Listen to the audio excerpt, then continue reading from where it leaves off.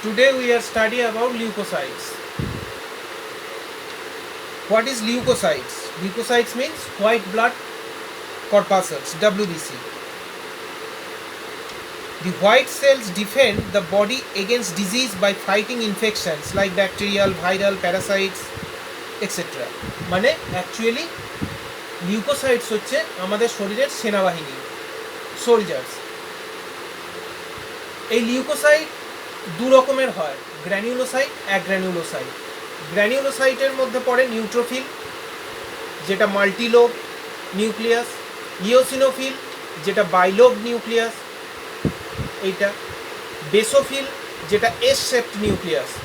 মাইক্রোস্কোপের নিচে যখন তোমরা দেখবে তখন যেগুলো মাল্টিলোব সেগুলো হবে নিউট্রোফিল, যেগুলো বাইলোব সেগুলো হবে ইওসিনোফিল, যেগুলো এস শেপড সেগুলো হবে বেসোফিল। অ্যাগ্র্যানুলোসাইটের মধ্যে পরে large lymphocyte, small lymphocyte. Large লিম্ফোসাইটে নিউক্লিয়াসটা মেজর পোর্শন অকুপাই করে থাকে সেলের, আর স্মল লিম্ফোসাইটে নিউক্লিয়াসটা সেলের একটা পোর্শন অকুপাই করে থাকে। আর মনোসাইট কিডনি শেপড নিউক্লিয়াসটা দেখতে হয়। আর যে যখন লিজম্যান স্টেন দিয়ে স্মেয়ার তৈরি করে মাইক্রোস্কোপের তলায় দেখবে যে পিঙ্ক যে ব্যাকগ্রাউন্ডটা দেখতে পাও, এইটা হচ্ছে সাইটোপ্লাজম।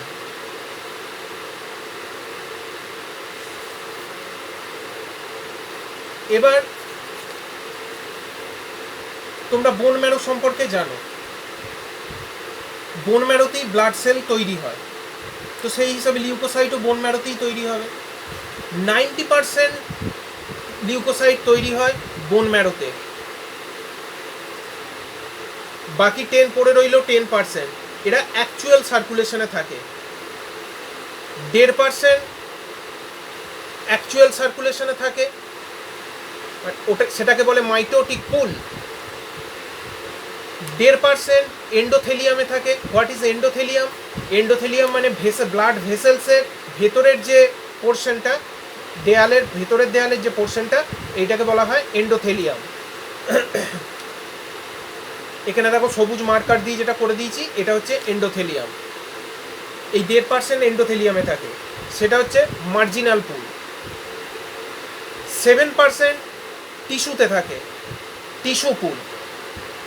এই সবটাকে মিলিয়ে বলা হয় বোন ম্যারো পুল।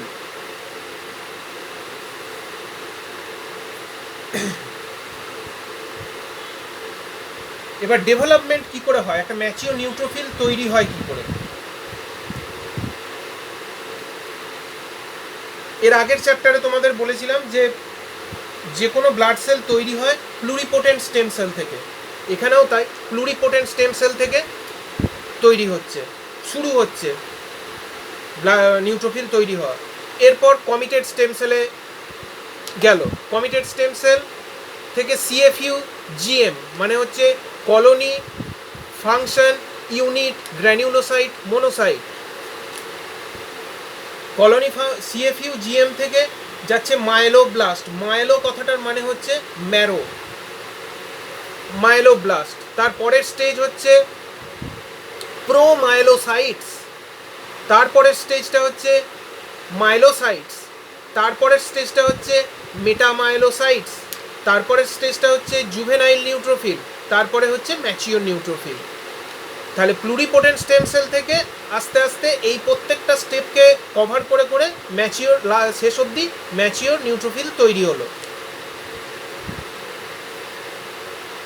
বোন ম্যারোতে 10 দিন, এই 10 দিন ধরে কি হয়, মাইটোটিক পুল মানে সেল ডিভিশন তো হচ্ছে, ব্লাড সেলের ডিভিশন হচ্ছে মাইটোসিস।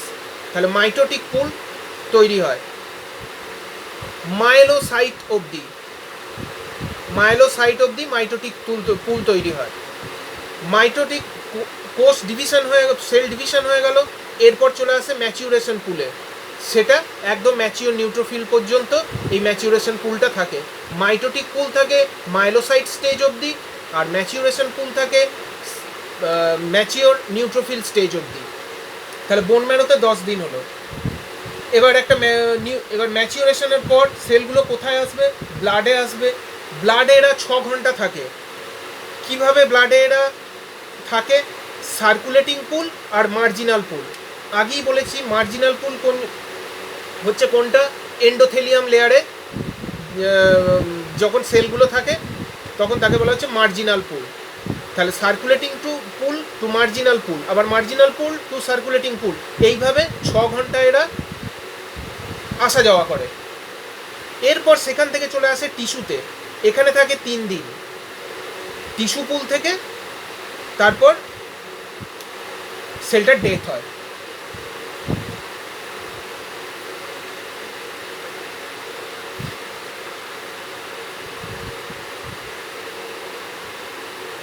এবার আমরা জানবো গ্র্যানিউলোপোয়েসিস। What is গ্র্যানিউলোপোয়েসিস?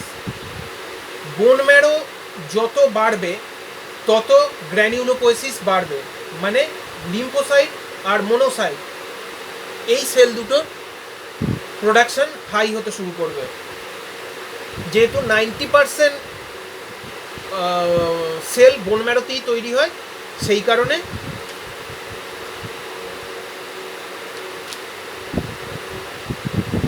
যেহেতু 90%ই বোন ম্যারোতে তৈরি হয়, সেই কারণে এইখানেই সবচাইতে বেশি সেলগুলো তৈরি হবে। এবার দেখো, এই গ্র্যানিউলোপোয়েসিস যখন হাই থাকবে তখন বোন ম্যারো হাই থাকবে। বোন ম্যারো যদি লো হয়ে যায়, গ্র্যানিউলোপোয়েসিসও লো হয়ে যাবে, মানে মোনোসাইট লিম্ফোসাইটের প্রোডাকশন কমে যাবে যদি বোন ম্যারো কম হয়। আচ্ছা, এই গ্র্যানিউলোপোয়েসিস কে কন্ট্রোল করে? সিএসএফ, মানে হচ্ছে কলোনি স্টিমুলেটিং ফ্যাক্টর। এই কলোনি স্টিমুলেটিং ফ্যাক্টর কোনগুলো? জিএমসিএসএফ। জিএমসিএসএফ মানে গ্র্যানিউলোসাইট মোনোসাইট কলোনি স্টিমুলেটিং ফ্যাক্টর। এমসিএসএফ মানে হচ্ছে মোনোসাইট কলোনি স্টিমুলেটিং ফ্যাক্টর। জিসিএসএফ মানে গ্র্যানিউলোসাইট কলোনি স্টিমুলেটিং ফ্যাক্টর। এগুলো যদি কারো ডাব্লিউবিসি লো হয়ে যায়, তখন ডাব্লিউবিসিকে হাই করতে এই সিএসএফ মানে কলোনি স্টিমুলেটিং ফ্যাক্টর ইমপ্লিমেন্ট করা হয়। এগুলো বাজারে কিন্তু পাওয়া যায়, জিএমসিএসএফ, এমসিএসএফ, জিসিএসএফ, এই কলোনি স্টিমুলেটিং ফ্যাক্টর বাজারে পাওয়া যায়। ডাব্লিউবিসিকে বাড়াতে তখন এইগুলো মেডিসিন হিসাবে ইউজ করা হয়।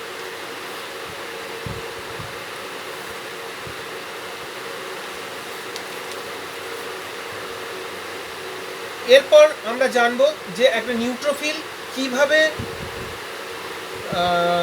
কোনো মাইক্রোবস, সেটা ব্যাকটেরিয়াই হোক যাই হোক, যখন আমাদের শরীরে ঢোকে কিভাবে ফাইট করে।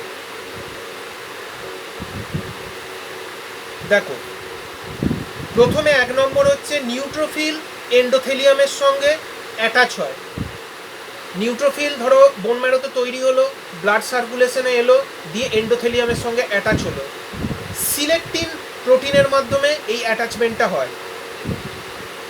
এই ব্লাড ভেসেলসে কিছু পোর থাকে, পোর মানে ছিদ্র। এই ছিদ্রগুলো দিয়ে নিউট্রোফিল বাইরে বেরিয়ে আসে। এইবার যখনই ব্লাড ভেসেলসের বাইরে বেরিয়ে এলো, তাহলে মাসেলসের কন্ট্যাক্টে চলে এলো। মাসেলসে কোন প্রোটিন থাকে? অ্যাক্টিন, মায়োসিন প্রোটিন থাকে। তাহলে সেই অ্যাক্টিন আর মায়োসিন 1 এই দুটো প্রোটিনের মাধ্যমে এদের ডায়াপেডেসিস হয়। এটা এক ধরনের লোকোমোশন, মানে চলন, ডায়াবেটিসিস হয়। অ্যাক্টিন এবং মায়োসিন 1 প্রোটিন ওদেরকে ঠেলে ঠেলে নিয়ে যায়। কোথায় নিয়ে যায়? যেখানে ব্যাকটেরিয়াটা শরীরে ইনভেড করেছে, ঢুকেছে, সেই জায়গাটায় নিয়ে যায়। এরপর ব্যাকটেরিয়ার শরীরে অ্যান্টিবডি আছে, নিউট্রোফিল রিসেপ্টরের সঙ্গে ওই অ্যান্টিবডিটা অ্যাটাচ হয়। ব্যাকটেরিয়ার অ্যান্টিবডিটা নিউট্রোফিলের রিসেপ্টরের সঙ্গে অ্যাটাচ হয়। অ্যাটাচ হওয়ার পর কি হয়? অ্যাটাচ হওয়ার পর ব্যাকটেরিয়াটাকে নিউট্রোফিল এনগাল্প করে নেয়, মানে হচ্ছে গিলে নেয়। গিলে নেওয়ার পর নিউট্রোফিলের ভেতরে কিছু এনজাইম সিক্রেশন হয়, যে এনজাইমগুলো ওই ব্যাকটেরিয়াগুলোকে কিল অ্যান্ড ডাইজেস্ট, মেরে দেয় এবং ডাইজেস্ট করে নেয়, পরিপাক করে নেয়। এই ভেতরে যে এনজাইমগুলো নিউট্রোফিল থেকে বেরোয়, এই এনজাইমগুলো মূলত হচ্ছে সুপার অক্সাইড প্লাস হচ্ছে H2O2 মানে হাইড্রোজেন পার অক্সাইড। এইভাবে নিউট্রোফিল কোনো ব্যাকটেরিয়াকে ধ্বংস করে। এবার এসো ইওসিনোফিল। ইওসিনোফিলে MBP, major basic protein, MBP মানে মেজর বেসিক প্রোটিন, ইওসিনোফিল থেকে মেজর বেসিক প্রোটিন সিক্রেশন হয়। প্যারাসাইটকে এরা কিল করে, কিল প্যারাসাইটস, প্যারাসাইটস মানে যারা পরজীবী। অ্যানাফাইল্যাক্সিস মানে অ্যান্টি অ্যালার্জিক রিয়াকশন হয়।